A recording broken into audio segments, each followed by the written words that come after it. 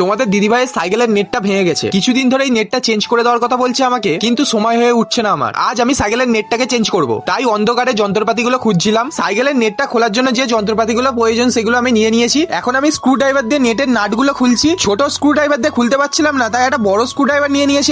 এখন আমি সাইকেল থেকে নাটগুলোকে খুলে নিয়েছি। এখন আমি নিচের স্ক্রুগুলো কেমন ভাবে খুলবো সেটাই চিন্তা ভাবনা করছিলাম। শেষমেশ আমাকে নেটটাকে ভেঙে বার করতে হলো। আর আমার হাতে যে নেটটা আছে এই নেটটা নতুনই, বাড়িতে ছিল, নোংরা হয়ে গেছে, তাই একটু ভালো করে পরিষ্কার করে নিচ্ছিলাম। চলো গাইস, এবার নেটটা সাইকেলে লাগিয়ে দেওয়া যাক। তাই নেটের নাটগুলোকে সাইকেলের সাথে টাইট করে দিচ্ছিলাম। আমার মোটামুটি সাইকেলের নেটটা লাগানো কমপ্লিট হয়ে গেছে। এবার আমি নেটের উপরের নাটগুলোকে টাইট করে দেবো। চলো গাইস, আমার সাইকেলের নেটটা লাগানো কমপ্লিট হয়ে গেছে। মশা কামড়াচ্ছিল খুব, তাই একটা সাইকেলে মশা মারা ধূপ লাগিয়ে রেখে দিয়েছিলাম। সাইকেলের সিটে হাত দিতে গিয়ে ধূপটা আমার হাতে ছেঁকে লেগে যায়। তোমাদের দিদিভাইয়ের সাইকেলের নেটটা ভেঙে গেছে, কিছুদিন ধরে এই নেটটা চেঞ্জ করে দেওয়ার কথা বলছে আমাকে, কিন্তু সময় হয়ে উঠছে না আমার। আজ আমি সাইকেলের নেটটাকে চেঞ্জ করব, তাই অন্ধকারে যন্ত্রপাতিগুলো খুঁজছিলাম। সাইকেলের নেটটা খোলার জন্য যে যন্ত্রপাতিগুলো প্রয়োজন সেগুলো আমি নিয়েছি।